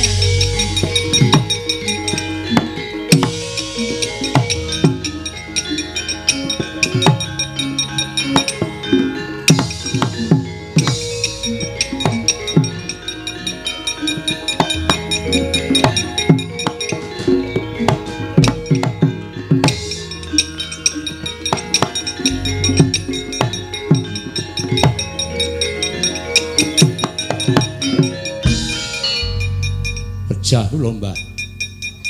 Mengisa apa? Kula majeng pinanggih kalian anakipun Semar ingkang nami Bagong. Bagong kula ajar. Bagong ical wonten satriya kantet ngeyayat bringose ngulur geni tumpangi kuping kiwa tengen. Satriyanipun namung alit ning tangane atose ra jamak-jamak. Oh. Wange cilik. Nggih. Nganggo gelung. Leres. Tangane kenceng cilik ning kenceng to? Nggih. Kuwi nek ora kleru Raden Sentyaki. Lho. Simbah kok prisa? Wong tuwa menang pengalaman. Aku wis wareg mangan gempalaning jagat legyene asi ning kahanan. Sencaki. Nggih, mbok menawi menika. Wah, kowe nek iso menang karo Sencaki bumi langit tangkep. Kae Senopati Ndarawati kae bendina gelut. Saben dinane nek ra gelut ki awake meriang. Sencaki menika. Sencaki kuwi domongi kok. Wis kana mulih kana. Nggih. Ketemu anak bojo syukuran. Lho. Syukuran gendurenan kowe ora modar mungsuh Sencaki. Bejo kowe ora modar Sencaki ki paling ora mungsuhe ki tugel. Boyoke putung tangane stimpal baune kuwi diremuk karo Sencaki. Kowe mulih wutuh ki bejo, kena. Ngabari tangga teparo gendurenan kowe ora modal. Nggih. Tasakuran. Oh nggih, wis taken dawuh. Sencaki. Sencaki aja pisan-pisan sesuk meneh nek nang wayangan ketemu Sencaki aja gelem dilakokke. Oh nggih. Engko ndak sesuk nek wayangane kowe mati kowe ora metu meneh. Oh nggih, ngestaken dawuh. Wah. Mungsa-mungsa apa? Anakipun Semar naminipun Petruk. Arep batur mbok gedibal ping 17. Nek nganti kowe iso menang mbok aku meguru karo kowe. Tiyangipun tandangipun sak pinake dhewe. Kula dibut loro karo anake Semar sing matane gedene ra jamak-jamak. Kuwi Bagong, wong loro kuwi pancen wis kompak. Nek gareng kowe ora patiya, nek wong loro kuwi jan wis kaya tumbuhe entuk tutup. Inggih, Mbak. Ana mundur. Inggih. Aduh mati aku. Iki kaya udu perjuritku iki. Gong, rene yo. Iki ya bisu Truk. Bisu ndasmu iki. Kok iso omong. Tak kira nek bisu arep tak nggo dolanan. Nggo dolanan ora. Rumangsane. Sukini. Kula wonten dawuh, Mbah.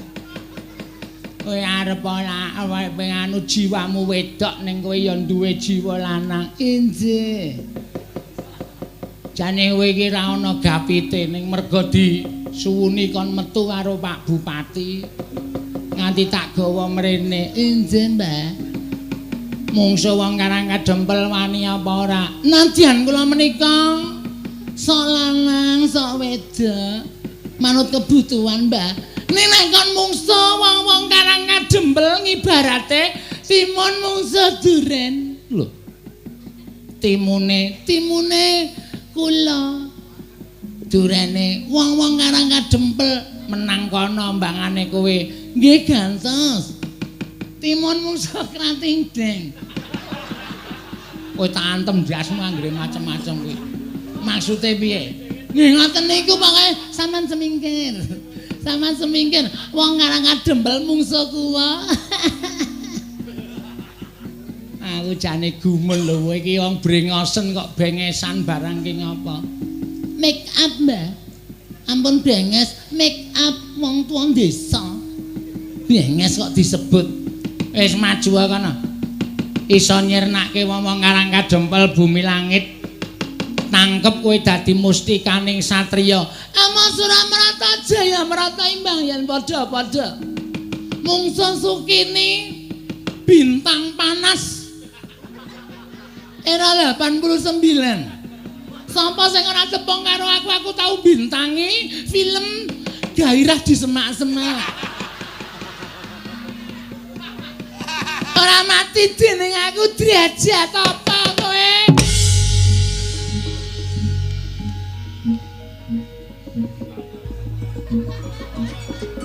Miyaga do petuk. Jleng kuwi kethuke ketuk ngono kok tuk. Kalau bayar pira kowe? Semangkean ora.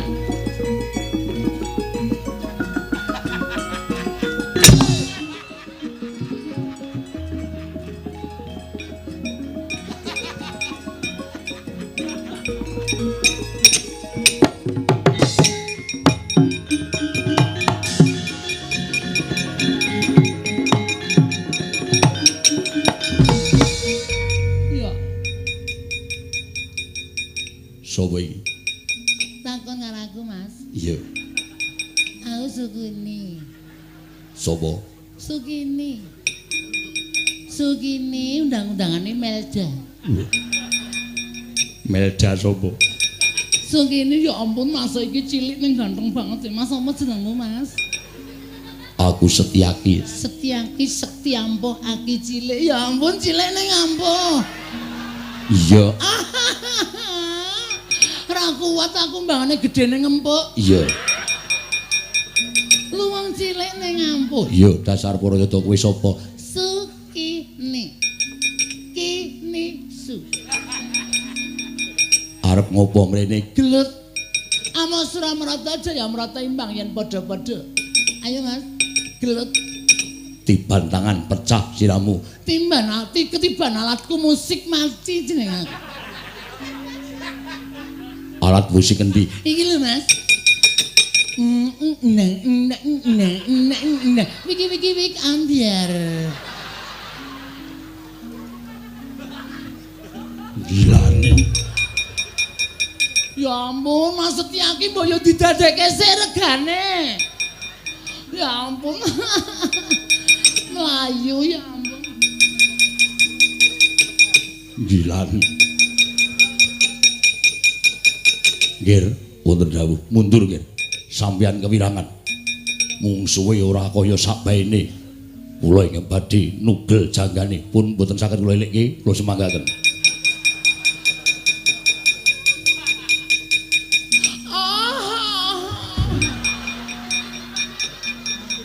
Ya ampun ganteng banget ta iki. Sapa, Mas? Gatot Kaca. Gatot Kaca. Ya ampun suarane gedene raja macam. Dadaku deg-degan. Aku ya ampun brengose. Geli aku.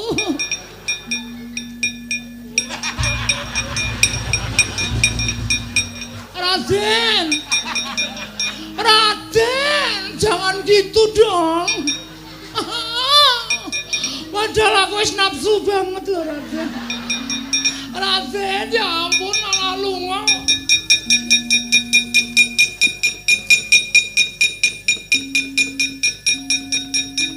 Waduh, ya ampun wong karang dempel ganteng kabeh.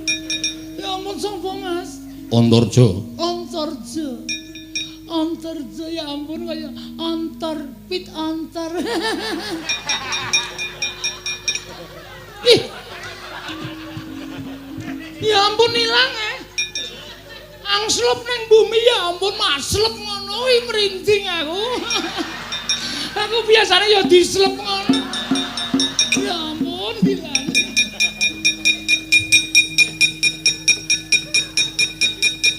Sapa? Antasena. Kowe sapa? Sukini. Tak goleki mungsuh gelem. Gelem ya ampun gelem lho. Sing kuat ya. Ya.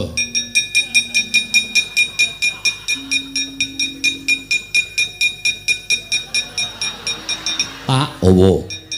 Mungsuhe ampuh banget. Paman Setyaki Kakang Garukaca Kakang Antarja mlayu kabeh. Aku ya arep mlayu. Wah, edan. Yen kewirangan wong tuwa.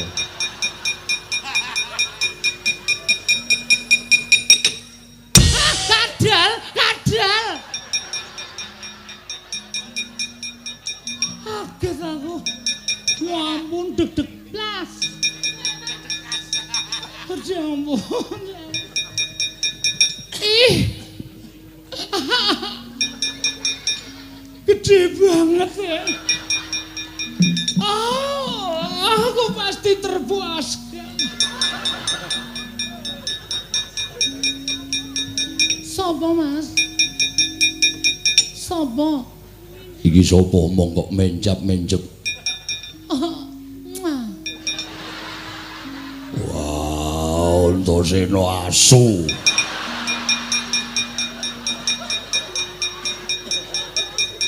Wong tuwa diabus. Mas, ya Allah, gede banget aku wis gak iso mbayangke. Semua musuhku lari.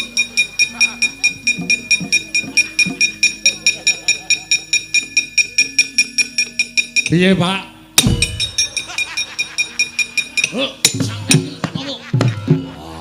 Ora mbles bumi lak kecek dasmu. Wah, Werkudara ditukke banci.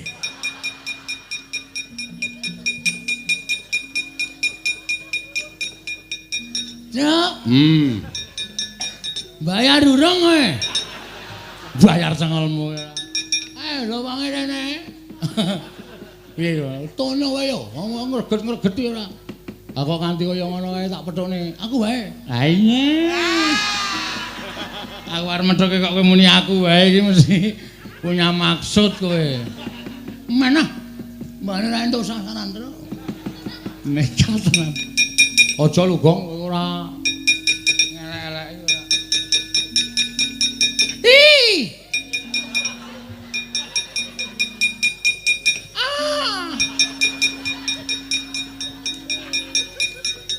Piye Gong? Karo rupaku gila apa ya? Tak petok iki mah merem ngono. Akae sing digoleki ya wong bagus-bagus kok iki rupane kaya ngono kok. Kasandana ning kene wae ora. Ya ampun iki ngopo iki jenggote coba iki ngopo iki? Ya men dingu kok ora entuk dipotong griseni ya ampun. Ah, mbok irunge ra ngene iki to, Mas. Aku dadi kelingan sing ora-ora.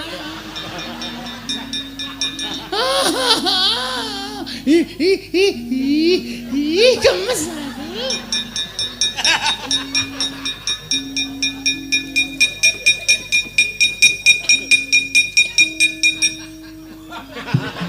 Ora ngono kuwi to, Mas. Aku grisi deloke. Kok pecah ndasmu lho, Kong. Nganu apa jenenge iki? Risi ro irungmu lho, Tru. Wis esuk diomoti pucuke iki drek. Awas ora mrata jamrata pengen padha kok iki ora dijabuti. Wah, brengos kok anu jengkol kok dijabuti ora. Bali ora kowe? Ora bakal bali. Isih nyamene kok kon bali ya ampun isih ana wektu 2 jam. Aku ki nek kukut jam 3. Angger jam 3 ora ana pelanggan kae, sepatuku terus tak umbelke. Aku terus melayu sifatku ping ndak lakonan Satpol PP. Mulai ora kowe? Ora mulai, sesuk ora mulai, saiki ora mulai. Aku mau mulai. Awas ora mata jamrata yo Semar endi? Semar. Toko Mas Semar. Tak boyonge legane atiku.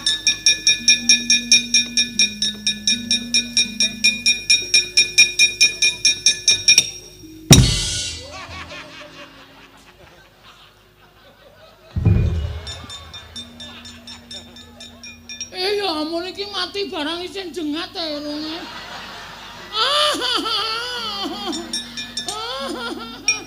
Ayo, arti apa iki? Wah, kurat. Modar ora. Petruk ki ya senengane ora.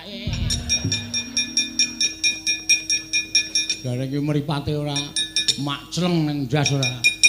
Marahi maksiat ngene iki.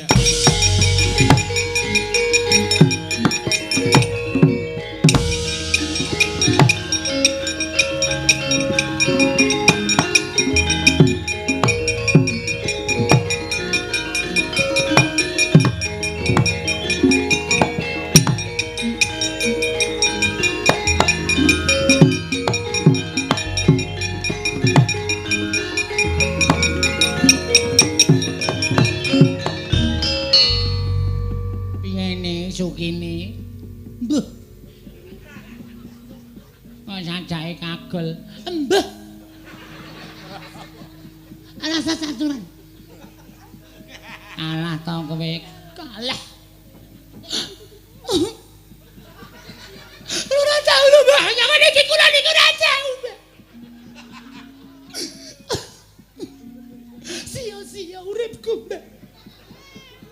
Loro-loro ati kula men disepelek karo wong karek kecepet.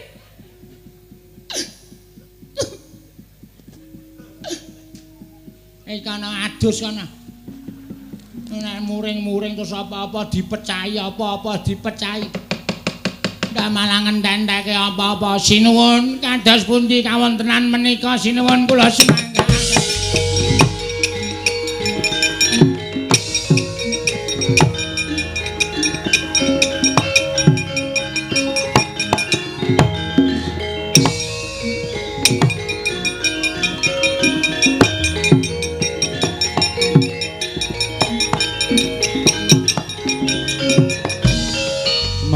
Anggro sesumbar lindho bumi kuncing kumaluduk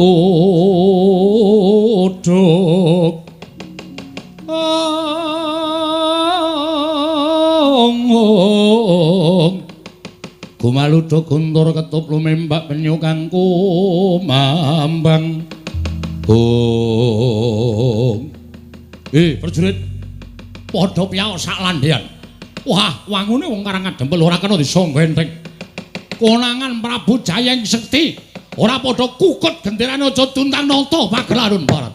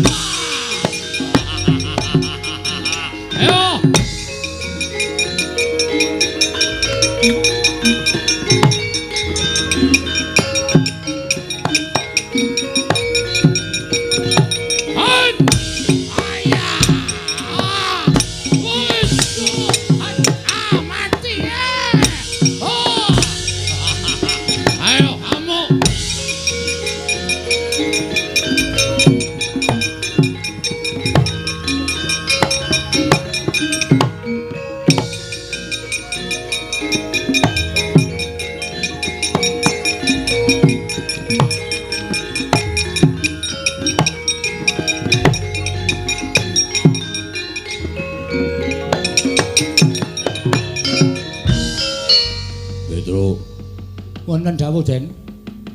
anak-anakku do bubar. Gatotkaca ndelik neng Mega Nurja ambles bumi Setyaki mlayu golek papan pendelikan. Eneng apa? Sing maju murite Begawan Durna. Jenenge kula mboten ngerti.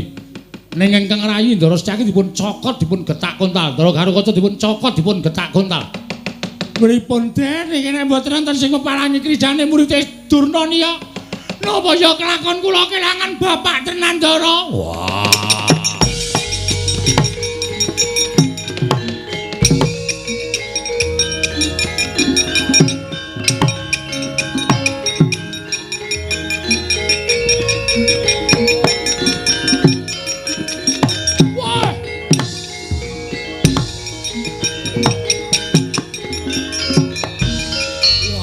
Wong gagah Werkudara.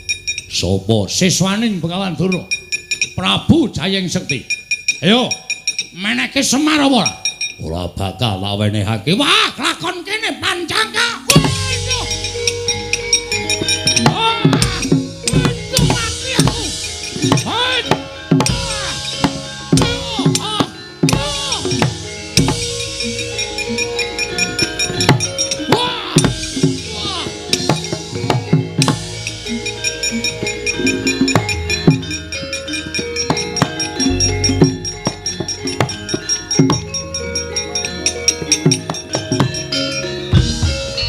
Maning jajaran Sukertaning Bawana wangina karo Prabu Jayeng Sekti.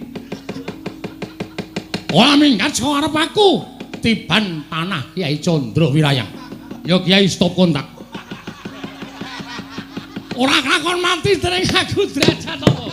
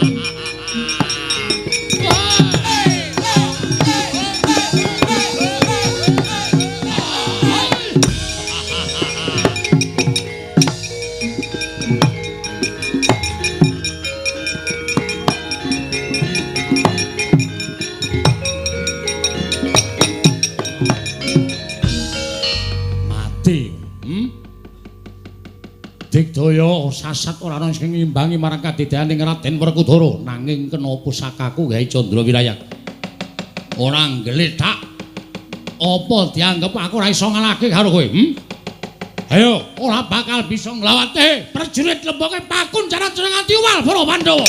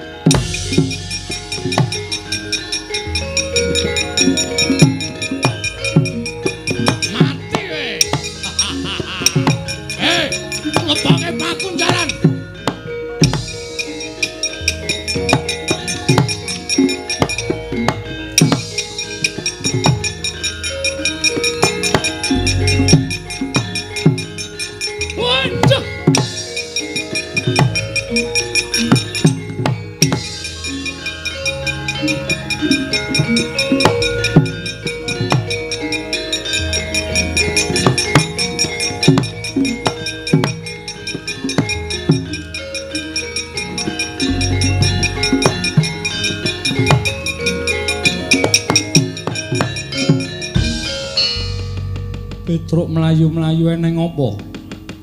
Ngaturaken driwasan Ndara. Nek kula matur napa Ndara mboten kejot penggalipun mboten kaget. Kowe arep matur apa Petruk? katon gugup.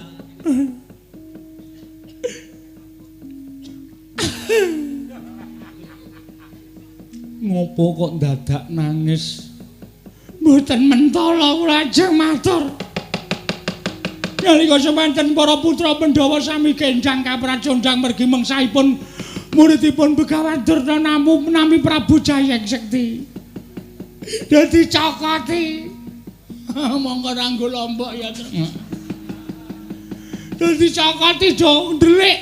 Terus sing maju Ndara Werkudara. Kare Ndara Janaka maju. Mboten kena jebur. Siswane Durna niku ampun tenan, Den. Kula sawang saka katebian Ndara karo Werkudara Ndara Janaka dilepasi pusaka. Saniki mboten ngerti tempundi papan gunungipun tasih sugeng napa sampun seda, Ndara.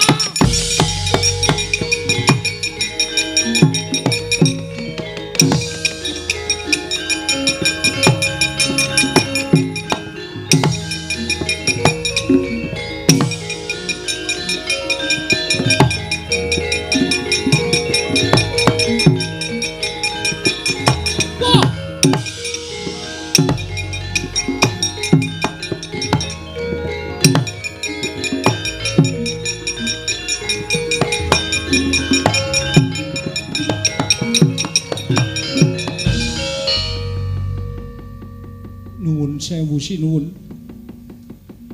Sepinten kalpatan kula diagung pangaksami. Menapa paduka ingkang namipun Prabu Jayeng Sekti? Yo, wis apa? Dipun tepangaken kula menika pambayuning Pandhawa, kula pun Darma Kusuma. Wah, dal. Nalindra Ngamarta Prabu Darma Kusuma. Inggih, mila mekaten. Sowan kula wonten ngersa maduka Gusti kula Prabu Jayeng Sekti namung badhe nyuwun dawuh. Wonten pundi kadang kula Werkudara menapa dene Arjuna menawi tasih gesang papanipun wonten pundi nanging menawi sampun pejah niating manah kula namung badhe bela pejahipun kadang kula kekalih sinuwun. Prabu Darma Kusuma, dulurmu wis ora ana, dulurmu wis tekaning pati dina samengko wis tak kunjara mesti ora bakal tak wenehi urip dulurmu Werkudara karo Janaka.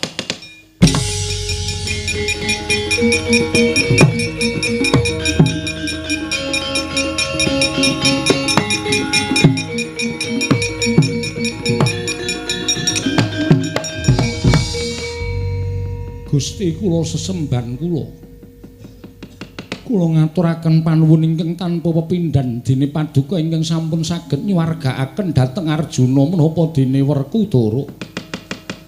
Mbok menawi sampun pinesti dhateng purbaning Wang Mahanasa sampun cekap semanten tulisipun kadang kula kekalih anggenipun gesang wonten ing Malam Padang. Malah sak mangke sampun ngantos kadang kula kewala ingkang dipun sampurnakaken. Mugi keparenging galih kula badhe nderek nyuwun tulung dhateng paduka sinuwun Prabu Jayeng Sekti keparenga amurba masesa dhateng gesang kula. Sampun boten wonten ginanipun kula gesang wonten ing Madyapada bebasan sarah mungguing lautan. Wastra lungset ing sampiran menawi kadang kula kekalih sampun boten saged kinukup gesangipun sinuwun. Kula nyuwun dipun sampurnakaken. Wah, candak pakunjaran papanmu Puntadewa. Wah.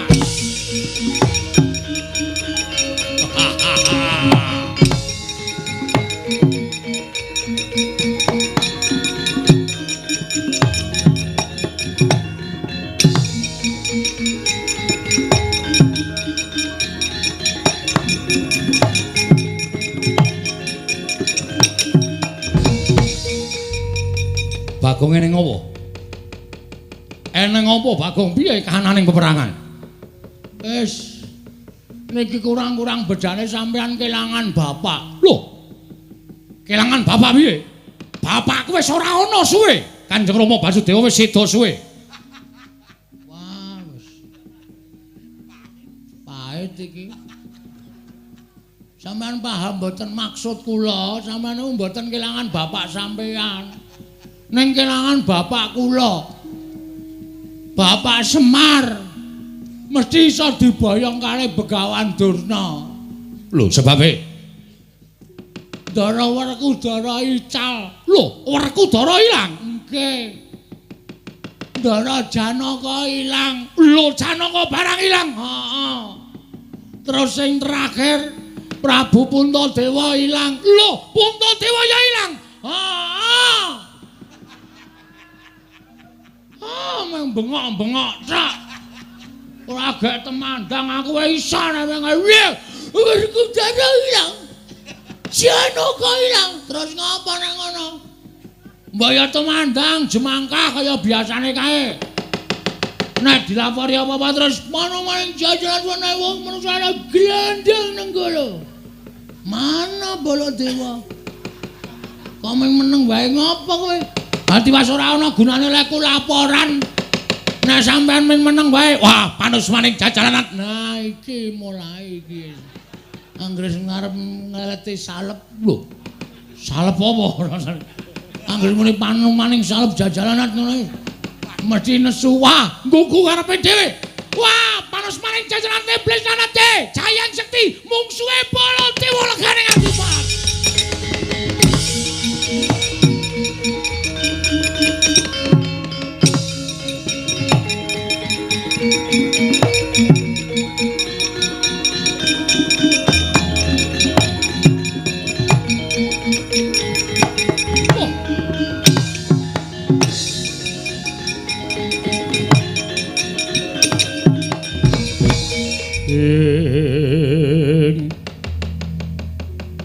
Samar pamoring sukma sinukma ya winaya wing ngasepi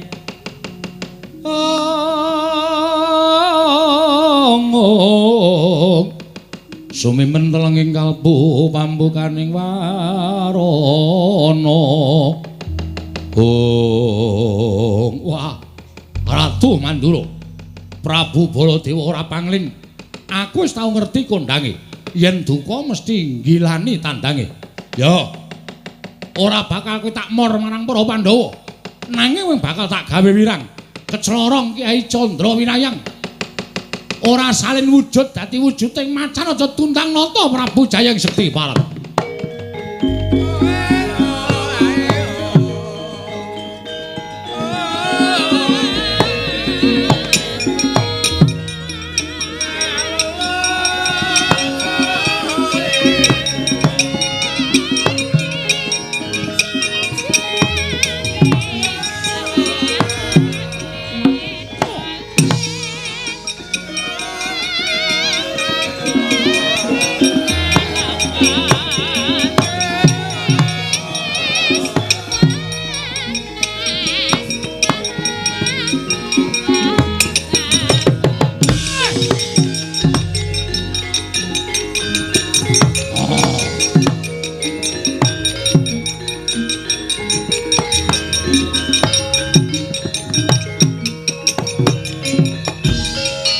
Yoli binatang panupaning jajalanat durung bapak kulitmu durung putung barang nglepaske pusaka kowe wong jira getih wedi mati Jayang Sekti ayo tandangan nata Mandura Prabu Baladewa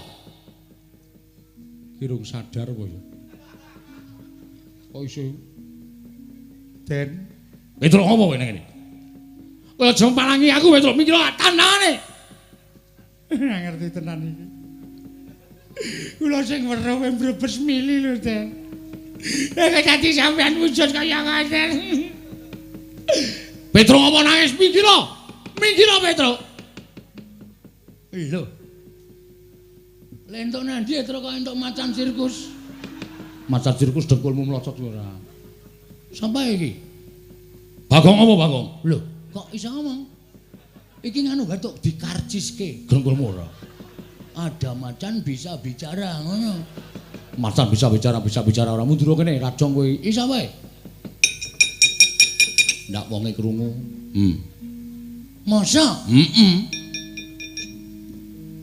Didol wae yo. Hus. Didol jengkulmu ora. Larang lho iki, larang iki bendara e. Ana wis kaya ngene nggo abrak apa? Malah ngentek-entekke wedhus engko. Ya ora kaya mikir kan. Petruk nang ngopo? Nuwun sewu Den, Mang nuwun sewu, panjenengan rak saged ningali suku panjenengan piyambak to. Mang tingali suku panjenengan. Lho, sikilmu. Nggih mang tingali. Kok iki sikile sapa Petro? Petro iki sikile sapa? Nuwun ngapunten, sampean wujud macan sak menika Ndara. Aja mati aku iki. Aja.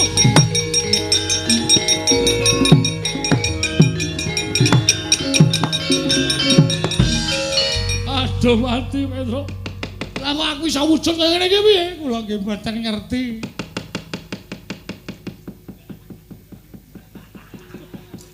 Kula nggih ora ngerti. Aku tadi iso wujud kaya ngene iki piye Petro? Kula nggih mboten ngerti. Aduh, wah edan tenan. Masa macan nek ngentut muni ya, Tru? Ayo muni kok ya. Wah, anu buntute munggah dadi ketok kaya kentrang jenggono. Omongane kok sekono. Pun matur bapak mawon. Bapakmu nanti aku njaluk tulung kok wujude kaya ngene piye? Nggih, monggo.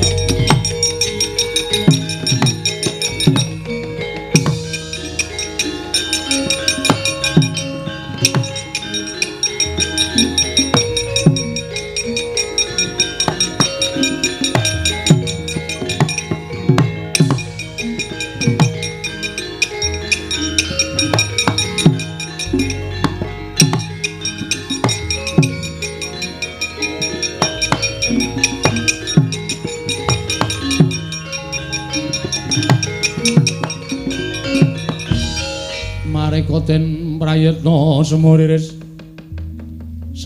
eka balik titiyani gandayani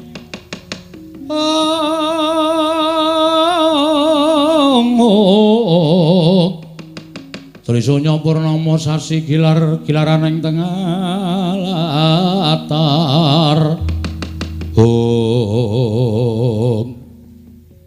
Petro iki sapa?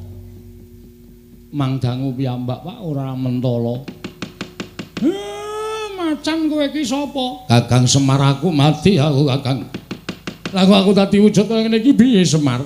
Lah kok suarane Sinuwun Mandura? Lah nggih. Kenang apa iki mau? Majeng wonten ing pabaratan ing pusakanipun Prabu Jayeng Sekti. Wah, pusakane ampuh banget, Pak. Pandhawa kepikut Ndara Baladewa kena pusaka dadi wujud macan kaya ngeten. Semar. Semar aku tulungono Kakang, Semar aku tulungono aja nganti wujud kaya ngene aku ndak ora iso bali ning negara Mandura Semar. Nggih. Pun pancen iki pinesti kudu kaya ngeten pacoban sing ditampa dening Pandhawa. Mboten pacoban sing enteng ning pacoban sing awrat. Ning ewa semanten kudu dilakoni. Aja nganti disingkiri, aja nganti gresula. Nek gresula kalih nyingkiri niku padha karo ora percaya marang panguwasaning Gusti. Yo, Semar. Aku piye apa aku iso bali kaya wingi uni? Saged. Wong sing nyipta utawa sing gawe sampeyan wujud kaya ngeten niku dudu wujuding utawa dudu Gusti. Ning menungsa lumrah. Mula nadyan wujud kaya ngapa? Sampeyan iso disranani, iso disarati. Sarate-sarane piye? Ndara kula Pandhawa ical, Ndara Puntadewa, Ndara Werkudara, Ndara Janaka. Ya. Mang goleki. Mang bundeli emek omongane Semar. Nek sampeyan iso ngetemu karo Ndara Puntadewa, Werkudara, Janaka sing dipikut mungsuh niku sampeyan iso bali kaya wingi uni. Nek sampeyan ora iso nemokke, nuwun sewu ya sak lawase kaya ngeten niku. Aduh mati aku Petro piye Petro? Angge digoleki mboten usah bingung. Sampeyan bingung malah mangke ora ketemu malah dadi macan selawase. Ora coba Mandura kumplang. Iya, nggih pun di nganu lakoni mawon. Nggih Ndara dilakoni mawon. Sampeyan mang goleki pakunjarane Ndara-ndara kula Pandhawa. Kula kanteni anak kula Gareng, Bagong kalih Petruk. Petruk kowe ngentutno macan. Waduh. Ae sing ora mlebu warung ya, Tru. Heeh. Macan mlebu warung ya bubar ora karu-karuan. Nah aku malah cocok wong bakule barang mlayu dadi gratis. Wah kuwi ngayal nek wis niatmu pancen ndoglas kok Gong. Ayo semen. Ndoglas iki bahasane biyen lho kuwi ya. Ora apa-apa waton doradong kowe ora masalah. Ayo. Pun ngoten mawon, yen ngono aku njaluk pamit nggih sing ati-ati. Lah kowe piye Semar? Pun kula urusane awak kula dhewe.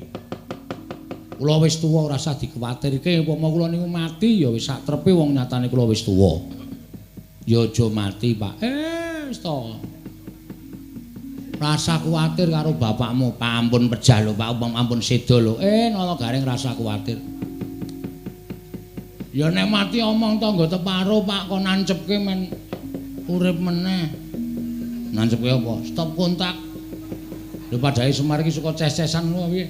Kok nancepke ora. Pun rika mangkat. Yo, Semar aku njaluk pamit nggih, sing ati-ati ampun kados lari alit to.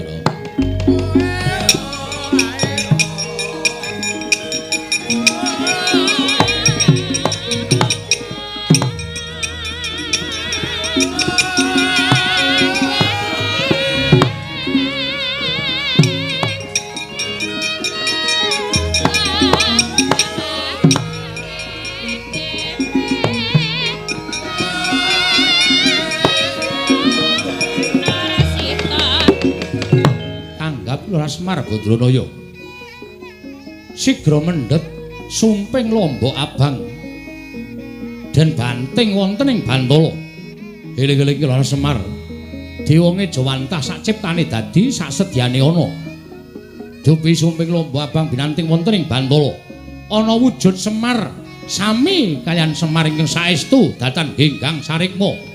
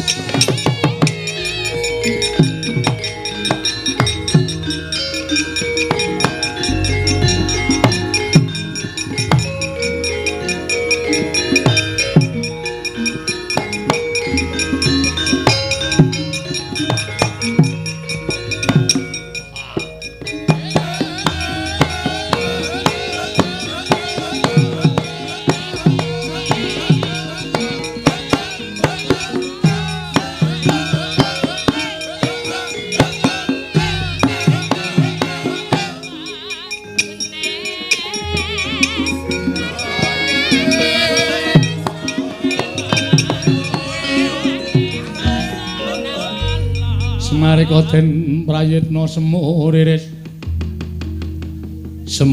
eka balik titiyane kandayane ing sapa sing nganggo dada padhake kupingku ora krungu.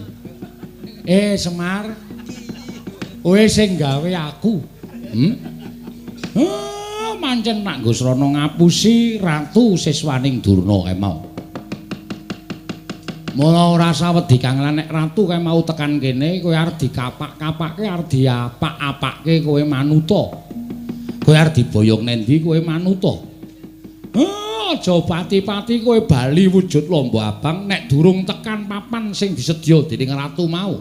Wis ngono wae tak tinggal neng kene aku tak munggah neng Kayangan Semar.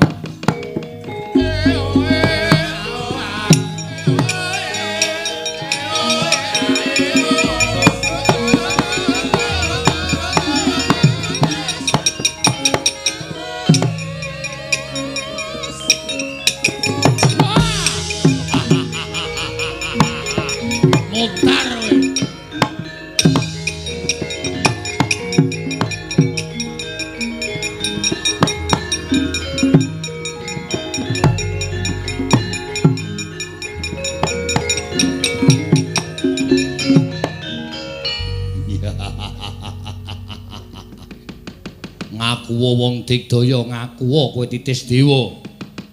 Ning kowe ora bakal menang karo Prabu Jayeng Sekti.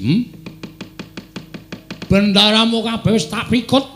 Ora-orane bakal tak gawe macak mesti bakal tak pateni. Mung kari kowe. Tak aturke Bapa Penemban Durna. Aku iso mikut Semar Badranaya. Wah, lah bakal entuk ngelmu Sing tak karepake saka Penembanduna. Mbuh, kowe arep dadi apa kuwi dudu perkaraning Prabu Jayeng Sekti Semar Badranaya.